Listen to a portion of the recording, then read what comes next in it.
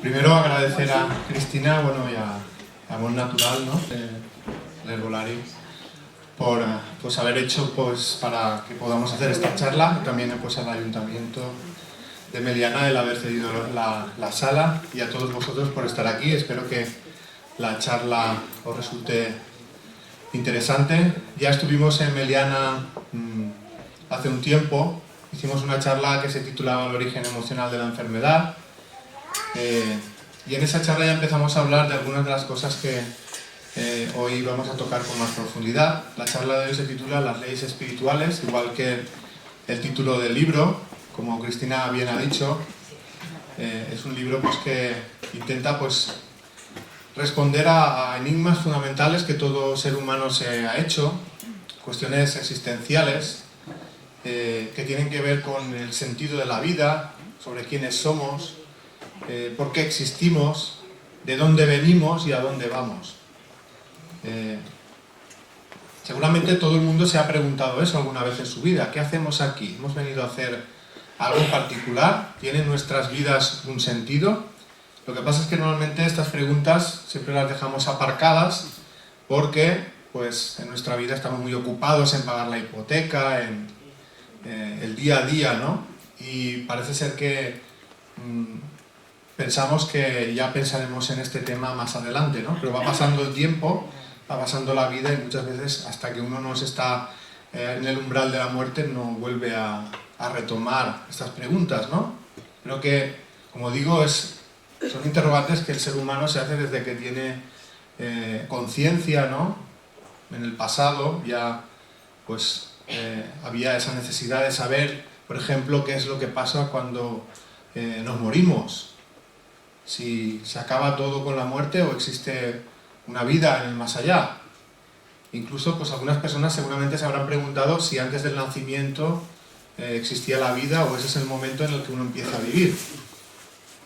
También nos podemos hacer preguntas del estilo de por qué hay personas que tienen una vida muy larga, se mueren de viejas, mientras que hay otras personas que mueren a una edad muy temprana, en la infancia. Incluso hay niños que nacen muertos, que no llegan a vivir ni un solo día, y uno se puede preguntar por qué ocurre esto, ¿no? ¿De qué depende esto? También habrá personas que se pregunten por qué hay personas que nacen sanas, mientras que otras nacen enfermas con una enfermedad congénita. Esto parece, cuando una persona nace con una enfermedad congénita se vive como algo muy traumático, ¿no? Como que uno tiene mala suerte porque le ha tocado una circunstancia que desde que empieza su vida va a ser un sufrimiento, ¿no? Una cosa que le va a hacer a uno llevar una vida bastante dura. Y seguramente los padres de ese niño que ha nacido con una malformación también se preguntarán por qué les ha tocado a ellos pasar por eso. O también uno se puede preguntar por qué, por el hecho de nacer en un lugar, en hambre, un país con hambre, guerras, y eso hace que los niños sufran muchísimo, ¿no? Miseria, enfermedades, abusos, malos tratos, por el hecho de nacer solo en ese lugar, mientras que otros niños que nacen en otro lugar, en otra familia, parece que tengan una vida con muchas más posibilidades de ser felices, una vida más plena, más larga, y eso parece decidido solo por el hecho de nacer en un lugar o en otro, ¿no?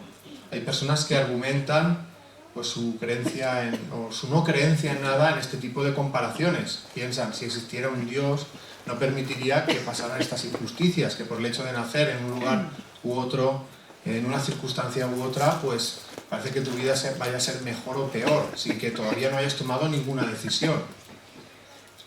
Incluso nos podemos llegar a preguntar por qué existe la maldad en el ser humano, que ha llegado a cometer atrocidades enormes, ¿no? Y que sigue cometiéndolas. Y en el otro lado nos podemos preguntar si existe la felicidad. Creo que el anhelo de todo ser humano es ser feliz, pero creo que hay muy poca gente que haya conseguido llegar a ser feliz. Y seguramente el que no es feliz se preguntará ¿cómo se puede ser feliz? Primero, ¿por qué no es feliz? Y luego, ¿cómo se puede ser feliz? Intuitivamente relacionamos la felicidad con el amor y ansiamos encontrar un amor que nos haga felices, por ejemplo, vivir una relación de pareja que nos dé la felicidad.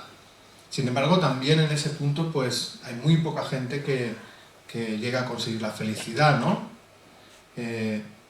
Muchas personas han vivido una relación de sentimientos, de pareja, y han sufrido mucho. Y esas personas, aunque han amado, reconocen que el haber amado en esa relación les ha hecho sufrir mucho, hasta el punto de que se preguntan si se sufre más cuando se ama que cuando no se ama. Pero mi pregunta es, ¿qué es el amor? ¿Qué son los sentimientos? ¿Sabemos lo que es el amor? Incluso habiendo sido relativamente felices en la vida, llega un momento en que o nos morimos nosotros o se mueren las personas que queremos. Y cuando eso ocurre, pues parece como que todavía sea más traumática o más dura la vida, porque parece que se nos arrebata esa felicidad irremediablemente. Porque la mayoría de personas creen que cuando una persona muere, se acaba su vida y por tanto se acaba la relación de sentimientos que tenía. Esto llega a ser de tal calibre, ¿no? La cantidad de preguntas sin respuesta, la cantidad de situaciones que nos hacen sufrir, que llega un momento en que uno llega a la conclusión de que la vida en sí es muy injusta, que hay mucho sufrimiento y que no encontramos un significado a todo ese sufrimiento. Es decir, uno se puede plantear si todas estas preguntas que nos estamos haciendo aquí tienen una respuesta, y si existe una respuesta, ¿cómo se puede acceder a ella? ¿Cómo podemos conocer esa respuesta? Pues a mí en la búsqueda de respuestas lo que más me ha ayudado son los testimonios personales. Y ahora os quiero presentar algunos de esos testimonios que a mí me han aportado mucha información para poder intentar responder esas preguntas. Por ejemplo, de las personas que han pasado por la experiencia de muerte clínica. Estas personas, durante un tiempo muy cortito, han estado muertas y han sido reanimadas. Y después de ser reanimadas, algunos de ellos cuentan una experiencia vivida en ese momento. Ahora veremos en qué consiste. También tenemos las experiencias de personas moribundas, están en trance de dejar este mundo. Esas personas también están contando cosas que les ocurren en ese momento de su vida, en el final de su vida. También hay personas que afirman recordar vidas pasadas y otras que afirman haber contactado con seres que ya han fallecido. Vamos a hacer un pequeño repaso de lo que dice cada uno de ellos.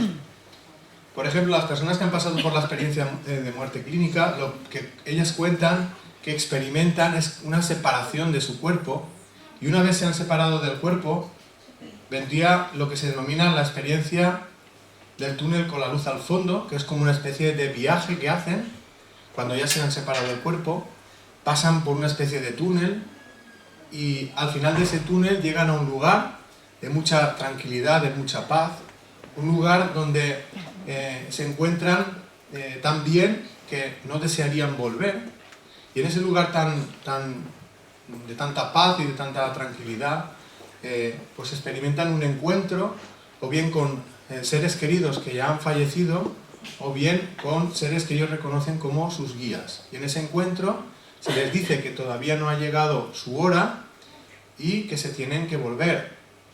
Y muy al contrario de lo que normalmente pensamos, que cuando alguien se muere pensamos pobrecito, y al mismo tiempo pensamos menos mal que no he sido yo ni nadie de mi familia, pues estas personas opinan justo lo contrario, que lo que les resultaría una suerte sería quedarse en ese plano, y lo que realmente les resulta doloroso es tener que volver al cuerpo. Lo que sí que es cierto es que a partir de esa experiencia muchos de ellos cambian su forma de ver la vida. Por ejemplo, dejan de tenerle miedo a la muerte porque han echado un vistazo y lo que han visto pues tiene muy buena pinta, con lo cual ya dejan de asustarse por esa circunstancia. Y otra de las cosas que suele ocurrir es que su esquema de valores en la vida cambia radicalmente. Antes he comentado que normalmente las personas estamos muy ocupadas, por ejemplo, por pagar la hipoteca, por tener éxito en la vida, tener dinero, la fama, el ser sexy para ligar más, viajar, pasárselo bien. Y estas personas se dan cuenta que todo eso en realidad no tiene mucha importancia, que lo realmente importante es desarrollar los sentimientos. Por eso cuando vuelven suelen cambiar su forma de comportarse y empiezan a cuidar más las relaciones personales, porque entienden que gran parte del sentido de la vida tiene que ver con eso, con desarrollar la capacidad de amar. Hay algunos libros que hablan sobre estos testimonios, por ejemplo, el trabajo del Dr. Raymond Moody, un psiquiatra norteamericano, que por cuestiones de trabajo pues, ha conocido muchas experiencias de este tipo y pues, ha tenido la valentía de recogerlas y darlas a conocer a otras personas. Tiene un par de libros, por ejemplo, Vida después de la vida, y una segunda parte que se llama Reflexiones sobre la vida después de la vida, donde pues, recoge pues, un montón de testimonios de personas que han pasado por la experiencia de muerte clínica y han contado pues, las experiencias que han vivido y, por ejemplo, de lo que el Dr. Raymond Moody cuenta, se desprende pues, esas etapas que todo el mundo pasa cuando se desprende del cuerpo en una experiencia cercana a la muerte. Hay más investigadores, como por ejemplo el Dr. Melvin Morse, pediatra, que él lo que ha hecho es recoger casos de niños que han tenido experiencias cercanas a la muerte. Cuando uno habla del adulto, uno puede pensar, bueno, el adulto, digamos que por lo que ha vivido, puede fantasear más, en el sentido de que tiene más conocimientos, ¿no? Sin embargo, en el caso de niños muy pequeños, se da la circunstancia de que las etapas que pasan son las mismas que para el adulto, cuando muchos de esos niños todavía no tienen pues casi ni capacidad para vivir o imaginar todo aquello que están contando. Tiene un libro que se llama Más cerca de la luz, donde recoge estos testimonios, os invito a leerlo. Y también podemos encontrar pues, casos, o el trabajo del doctor Enrique Vila, un psiquiatra español, que murió recientemente, que ha recogido pues, casos sucedidos en España de experiencias cercanas a la muerte. Tiene un libro que se llama Yo vi la luz, donde recoge estas experiencias. Las personas moribundas tienen en común con el primer grupo el hecho de que también afirman que ven y conversan con seres queridos que ya han fallecido, o bien con otros seres que los ven como seres luminosos que les están preparando para esa transición hacia el otro lado. Esto es algo muy frecuente. Es tan frecuente que cuando una persona está moribunda en un hospital, los médicos se acercan a la familia y le dicen, prepararos que vuestro familiar va a empezar a alucinar. Mi pregunta ¿es que todo el mundo se ha puesto de acuerdo en alucinar lo mismo?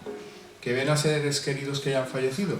Y esto es independiente de la creencia que uno tenga, sea católico, ateo, agnóstico, musulmán, judío. Todo el mundo, en todos los lugares del mundo, tiene el mismo tipo de experiencias. Para mí eso es un reflejo de que en realidad no se trata de ninguna alucinación, sino que es una experiencia real, que si nos tomáramos la molestia de estudiar nos daría pues, muchas pistas de qué es lo que pasa cuando una persona se muere. Por ejemplo, hay una psiquiatra, la doctora Elizabeth Kubler-Ross, que se dedicó a recoger esos testimonios. Por cuestiones de trabajo ella convivía con enfermos terminales y tenía muy buena relación con ellos, y ellos se atrevieron pues, a contarle las experiencias que estaban viviendo. Y ella pues, ha recogido en su obra pues, todos esos testimonios. Tiene muchos libros. Uno de los más conocidos es sobre la muerte de los moribundos. Si no lo conocéis, os invito a leerlo. También hay personas que afirman recordar vidas pasadas. Algunos de esos recuerdos se producen espontáneamente, sobre todo en niños de corta edad, mientras que otros se pueden inducir a través de hipnosis regresiva. El doctor Ian Stevenson, un psiquiatra canadiense, se ha especializado en estudiar los casos de niños que recuerdan vidas anteriores, intentando comprobar si lo que el niño dice ha ocurrido en realidad o no. Se han dado casos tan extraordinarios de niños que parece ser que en la vida anterior murieron a una edad temprana y han vuelto a encarnar rápidamente, de manera que la familia de la vida anterior todavía está físicamente viva en la actual vida del niño, y con los datos que el niño da es posible encontrar a la familia de la vida anterior, lo cual para mí es un reflejo de que no es ninguna alucinación ni se lo imagina el niño, porque al final se comprueba que lo que el niño dice es verdad. Tiene varios libros, uno de ellos es Niños que recuerdan vidas anteriores. Hay otros trabajos, en este caso se trata de experiencias obtenidas a través de hipnosis regresiva en adultos. Por ejemplo, el libro Vida antes de la vida, de la doctora Helen Wambach, psicóloga, que ha recogido miles de testimonios de personas que afirman recordar vidas anteriores, vidas físicamente encarnadas, aunque en su creencia habitual no contemplan la posibilidad de la reencarnación.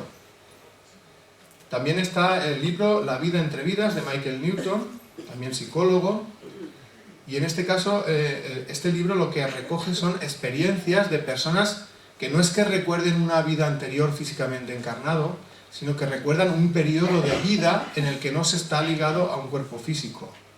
El periodo más común o el recuerdo más común suele ser el anterior al nacimiento, y lo que se suele recordar es el cómo uno se está preparando para la vida en la que actualmente está, cómo se está poniendo de acuerdo con otros seres que van a formar parte de su vida, por ejemplo, para conformar las familias, quienes van a ser los padres, quienes van a ser los hermanos, los hijos, todo con el propósito de ayudarse mutuamente en la actual vida de esa persona. También el trabajo del Dr. Brian Weiss, psiquiatra, pues va en la misma línea, también ha recogido muchos testimonios de personas que a través de hipnosis recuerdan vidas pasadas. Tiene un libro que se llama Muchos cuerpos, una misma alma. Este libro, en realidad el título ya está diciendo mucho de qué va. Está transmitiendo el mensaje de que en realidad siempre somos nosotros, lo que va cambiando es el cuerpo que utilizamos en cada una de esas vidas. Hay personas que además afirman haber contactado con seres que no están físicamente vivos en la actualidad. El contacto más frecuente suele ser con seres fallecidos recientemente, que a través de sueños vívidos o apariciones a pie de cama se despiden de sus seres queridos. Eso también es algo muy, muy común. Parece ser que el objetivo de ese contacto es el tranquilizar a la familia, el decirles, tranquilos que yo estoy bien, sigo vivo, continuad con vuestra vida y que ya nos volveremos a ver. Hay varios libros que recogen este tipo de testimonios, por ejemplo, Crónicas del Más Allá, de Sol Blanco Soler, y Visitas de Más Allá, de Sylvia Brown. Además hay personas que afirman tener este tipo de contacto, pero no solo limitado a cuando un ser querido se muere, sino que es un contacto más frecuente, y dicen recibir mensajes de esos seres. Independientemente de que uno crea que esto es posible o no, creo que lo más interesante es conocer esos mensajes y estudiarlos, porque por la calidad del mensaje uno puede conocer al autor. Y aquí hay un par de libros que a mí me han gustado por la calidad del mensaje, y por eso los recomiendo, que es el libro de los espíritus de Allan Kardec y el Te perdono de Amalia Domingo Soler. Y ahora vamos al kit de la cuestión, lo que yo llamo informaciones del otro lado, que nos van a ayudar a responder a las preguntas que nos estamos haciendo: de dónde venimos, a dónde vamos, quiénes somos, cuál es el sentido de la vida. Una de las cosas que se nos dice es que en realidad somos inmortales y que la vida física no es más que un instante de la vida real, y que esta vida real nunca termina. Es decir, que cuando se muere un ser querido, no está dejando de existir, solo está cambiando su forma de vivir. Se está desprendiendo de un cuerpo gastado para continuar su vida en el plano espiritual. Y en algún momento nos vamos a reencontrar con ellos. Es decir, que la muerte no es un adiós definitivo, es un hasta luego, porque en algún momento todos nos vamos a reencontrar con los seres queridos que se fueron al otro lado antes que nosotros. Es decir, que no debemos sufrir por los seres queridos que han fallecido. sino más bien alegrarnos de que hayan pasado a una forma de vida mucho más plena. También se nos dice que existe un plan para cada uno de nosotros, que lo que pretende es que vayamos creciendo en nuestra capacidad de amar, que sea por nuestros propios méritos, a base de experimentar en el plano físico con libertad. Y también se nos dice que las circunstancias a las que nos enfrentamos en la vida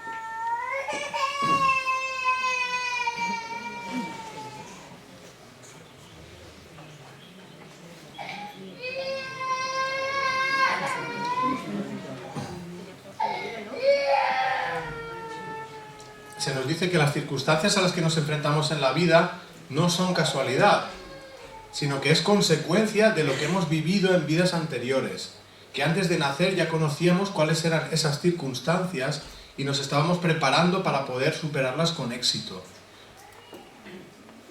Todo tiene el mismo objetivo, que vayamos aprendiendo. ¿Aprendiendo a qué? Pues aprendiendo a amar. Tan fácil decirlo, tan difícil de conseguirlo. Para mí el desarrollar la capacidad de amar no es nada fácil. Y en una vida física es muy difícil que aprendamos gran cosa, como le es imposible a un niño en un curso escolar aprenderlo todo. Lo que va haciendo es que en cada curso va, a medida de que su capacidad va aumentando, pues va desarrollando sus conocimientos, va afrontando unas asignaturas y cuando supera esas asignaturas, pues afronta otras más avanzadas. Pues en el tema del conocimiento del amor ocurre lo mismo. Vamos poco a poco superando pruebas y en cada una de esas pruebas nuestra capacidad de amar va aumentando. Para mí la palabra evolucionar, su significado espiritual es aprender a amar. Y como he dicho, en una vida da muy poco tiempo a aprender gran cosa. Por eso lo que hacemos es venir muchas veces. Para mí dentro del evolucionar también es importante conocer cuáles son las reglas del juego, lo que llamamos en el libro las leyes espirituales. Para mí esas leyes son 4. La ley de la evolución, la ley del libre albedrío, la ley de la justicia espiritual y la ley del amor. Y ahora vamos a repasar un poco cada una de ellas, sobre todo deteniéndonos en la última, que para mí es la más importante. La ley de la evolución lo que dice básicamente es que el destino de todos nosotros es evolucionar de forma indefinida y para siempre. ¿En qué se evoluciona? Se evoluciona sobre todo en la capacidad de amar. No puede haber evolución sin desarrollar la capacidad de amar, ni tampoco se puede llegar a ser feliz sin conocer el amor. También es importante que sepamos que la evolución depende de la voluntad y el esfuerzo de uno mismo, es decir, no te va a tocar, no va a venir un ser superior a tocarte con una varita y hacerte mejor de lo que eres. Es un trabajo que te corresponde hacer a ti, si quieres hacerlo, es decir, nadie te obliga a hacerlo. Desde el punto de vista de la ley de la evolución espiritual, todos somos creados iguales, como un principio espiritual primario que es ignorante de todo, pero que tiene la potencialidad de aprenderlo todo. Y a través de ir ligándose a las formas de vida del mundo material, ese principio se va desarrollando. Primero desde las formas más primitivas hasta las formas más avanzadas de vida. Es decir, hay una etapa en que uno se liga a las formas del mundo mineral. Todavía no existe vida biológica, pero ya existen energías. Luego se pasa por una etapa en la que uno se liga a las formas de vida del reino vegetal, luego a las del reino animal, y finalmente llega un momento en que se inicia la fase humana de la evolución. Y esto es cuando el espíritu tiene un conocimiento suficiente como para empezar a decidir por sí mismo. Sería como una especie de entrada en la adolescencia. A partir de ese momento, uno ya tiene bastante capacidad para coger las riendas de su evolución. Por encima de la fase humana de evolución hay otras etapas en las que no vamos a entrar, pero el objetivo de todo ese proceso es que ese principio espiritual primario se convierta poco a poco en un espíritu avanzado, consciente y amoroso. Y para eso, como digo, hace falta vivir muchas experiencias. Por lo tanto, desde este punto de vista, la vida no comienza con el nacimiento físico, sino que antes de nacer ya existimos. Lo único es que no nos hemos todavía ligado al mundo físico. Cuando un niño nace, cuando empieza su gestación, lo que ocurre es que un espíritu se liga a ese cuerpo para vivir una vida que será más o menos corta, donde aprenderá, donde tendrá experiencias, y cuando ese cuerpo se estropee, por la razón que fuera, lo que ocurre es que ese espíritu se desvincula de ese vestido gastado y continúa su vida en el plano espiritual, donde seguirá su proceso de aprendizaje, donde repasará la vida que acaba de vivir, intentando sacar provecho de todas las experiencias vividas. Y cuando ese espíritu tenga necesidad de volver a ponerse a prueba en aquello que ha aprendido, volverá a ligarse a otro bebé, a otro ser en gestación, para dar otro ciclo más en el proceso de la vida. Que no es un círculo cerrado, sino que es una espiral, porque en cada vuelta que damos vamos aprendiendo un poquito. Por eso no hace falta ni clonarse, ni congelarse para ser reanimado dentro de 200 años, porque en realidad la vida nunca termina, y cuando encarnemos lo haremos en un cuerpo nuevo, sin necesidad de querer prolongar uno que ya está roto y desgastado. Por tanto, la diferencia que hay entre unas personas u otras en capacidades, en circunstancias, no es porque hayan sido creados con mayores o menores capacidades, simplemente porque hay espíritus más jóvenes y espíritus más viejos, espíritus que han aprendido más rápido y espíritus que llevan su evolución más lenta. La suma de la edad espiritual y lo rápido o despacio que uno avance es lo que determina la capacidad de cada espíritu. Por eso podemos encontrar a niños que ya desde una edad temprana manifiestan cualidades de madurez del interior impropias de su edad, y eso es un reflejo de que aunque el cuerpo es joven, el espíritu es viejo, ya ha conocido muchas cosas y eso sale a relucir, mientras que habrá otras personas que estando ya en el final de su vida, pueden tener 90 años, todavía manifiesten actitudes propias de un adolescente. Y esto ocurre porque, aunque el cuerpo es viejo, el espíritu es joven. La ley del libre albedrío lo que nos dice es que el espíritu es libre para decidir sobre su destino, es decir, sobre si quiere o no quiere evolucionar. Es decir, nadie está obligado a evolucionar y solo puede haber evolución en libertad.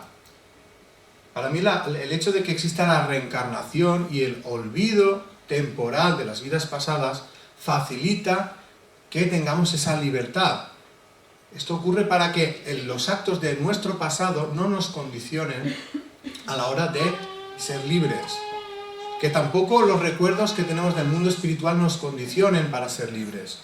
Porque si tuviéramos conciencia del recuerdo de nuestro pasado, de nuestro paso por el mundo espiritual, posiblemente esto nos influiría a la hora de actuar con libertad, porque seríamos conscientes de que hay seres más avanzados y a lo mejor no nos atreveríamos a hacer cosas que sabemos que no están bien o que desde el punto de vista espiritual son negativas. Yo esta situación la comparo a la de estar en este mundo y no recordar el pasado, la comparo a lo que pasa con los niños cuando están solos. Quiero decir, cuando los niños están entre niños.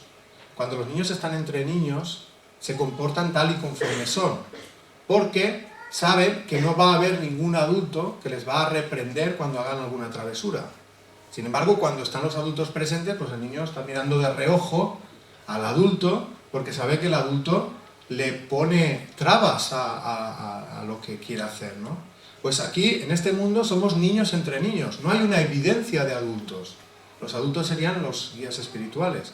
Los guías, para que nosotros nos desarrollemos en libertad, nos permiten esa situación temporal de que no haya evidencia de que los adultos están presentes, ¿no? Sería como cuando alguien está en un cuarto y a través del espejo le están mirando, observando, pero el que está en el cuarto solo ve el reflejo de su propia cara, ¿no? Y cuando en realidad hay gente detrás. Pues esto más o menos lo que ocurre en este mundo. Nosotros creemos que estamos solos y como creemos que estamos solos, actuamos tal y conforme somos, en lo positivo y en lo negativo. Por eso hay mucha gente pues, que se atreve a hacer barbaridades, ¿no? Porque se cree que eso no va a tener ninguna repercusión y que no hay nadie que le vaya a poner freno a eso. Si esos seres, o si fuéramos conscientes de que hay una supervisión espiritual, seguramente mucha gente se reprimiría de actuar tal y conforme es. Y entonces sería una evolución forzosa, no sería porque uno lo quiere, sino más bien porque se siente obligado. Y el mundo espiritual no obliga a nadie.